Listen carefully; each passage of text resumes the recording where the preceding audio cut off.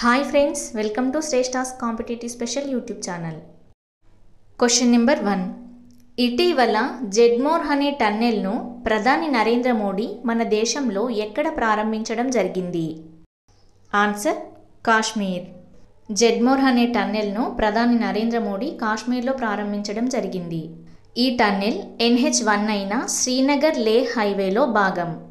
ఈ టన్నెల్ యొక్క పొడవు 6.5 కిలోమీటర్స్. ఈ టన్నెల్ జమ్మూ కాశ్మీర్లోని గండేర్బల్ జిల్లాలోని గగన్గిర్ మరియు సోనామార్గ్ అనే రెండు ప్రాంతాలను కలుపుతుంది.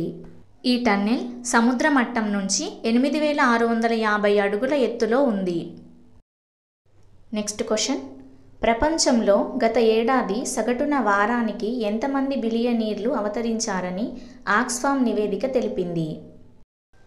ఆన్సర్ 4.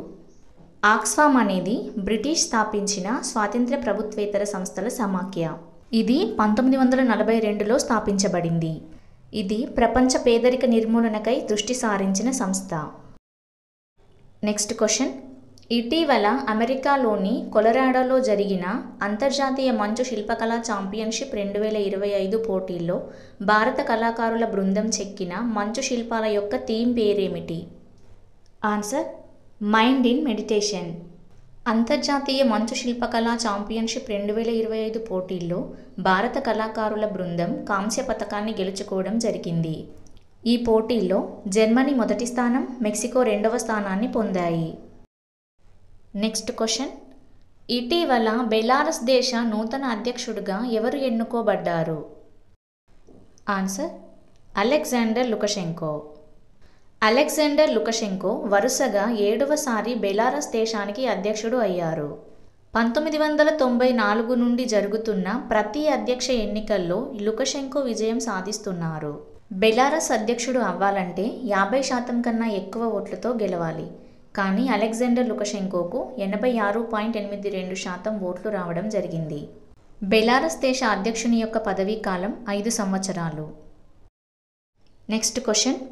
ఇటీవల ఉమ్మడి పౌరస్మృతి చట్టం అమలులోకి తెచ్చిన తొలి రాష్ట్రంగా ఏ రాష్ట్రం నిలిచింది? ఆన్సర్ ఉత్తరాఖండ్. ఉత్తరాఖండ్ యొక్క ఉమ్మడి పౌరస్మృతి చట్టంలో వివాహం, విడాకులు, వారసత్వం, సహజీవనం వీటికి సంబంధించిన అంశాలు పొందుపరచబడి ఉంటాయి. ఈ చట్టం స్త్రీ పురుషులకు కనీస వివాహ వయస్సును నిర్ధారిస్తుంది. అన్ని మతాల వారికి విడాకులు, ఇతర విధానాలకు ఈ చట్టం ఒక పునాదిని నిర్మిస్తుంది. ఈ చట్టం బహుభార్యాత్వాన్ని నిషేధిస్తుంది. ఉత్తరాఖండ్లోని గిరిజన తెగలు, ప్రత్యేక రక్షణ ఉన్న వ్యక్తులు, సముదాయాలకు మినహాయించి మిగతా ప్రజలందరికీ ఈ చట్టం వర్తిస్తుంది. Next question. ICC పురుషుల test cricketer of the year award 2024 సంవత్సరానికి గాను ఎవరికి ఇవ్వడం జరిగింది? ఆన్సర్ జస్ప్రీత్ బుమ్రా. జస్ప్రీత్ బుమ్రా భారత cricket team bowler. Jasprit Bumrah 13 మ్యాచ్లలో 71 వికెట్లను పడగొట్టడం జరిగింది. ఈ అవార్డు గెలుచుకున్న తొలి భారతీయ పేసర్గా బుమ్రా నిలిచారు. Next question. Global firepower index 2025లో మొదటి స్థానం పొందిన దేశం ఏది? Answer America. ఈ గ్లోబల్ ఫైర్ పవర్ ఇండెక్స్ 2025లో భారత్ 4వ స్థానంలో ఉంది. 2వ స్థానంలో రష్యా మరియు 3వ స్థానంలో చైనా దేశాలు నిలిచాయి. సైనిక విభాగాలు, ఆర్థిక పరిస్థితి, పోరాడే భూమి, లాజిస్టిక్ సామర్థ్యాలతో సహా 60కి పైగా అంశాల అంచనా ఆధారంగా ర్యాంకింగ్లు రూపొందించారని గ్లోబల్ ఫైర్ పవర్ ఇండెక్స్ వారు తెలిపారు. Next question. ICC మహిళల one day cricketer of the year award 2024 సంవత్సరానికి గాను ఎవరికి రావడం జరిగింది? ఆన్సర్ స్మృతి మందానా. స్మృతి మందానా మహారాష్ట్రకి చెందిన క్రికెటర్. భారత మహిళా క్రికెట్ జట్టులో ఓపెనర్ అయిన స్మృతి మందానా 13 ఇన్నింగ్స్లలో 747 పరుగులు చేసింది.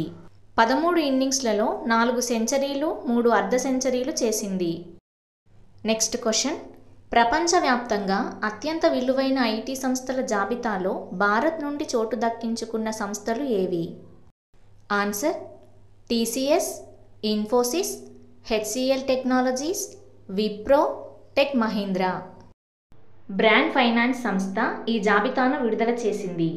ప్రపంచంలోనే అత్యంత విలువైన ఐటీ సంస్థల జాబితాలో అమెరికాకు చెందిన యాక్సెంచర్ వరుసగా 7వసారి మొదటి స్థానాన్ని దక్కించుకుంది.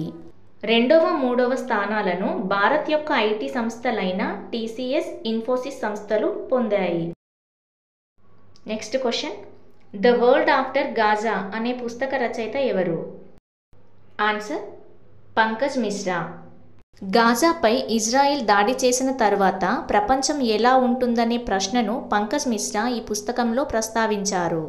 భారతీయ రచయిత అయిన పంకజ్ మిశ్రా 2024 సంవత్సరానికి గాను వెస్టర్న్ ఇంటర్నేషనల్ అవార్డును గెలుచుకున్నారు.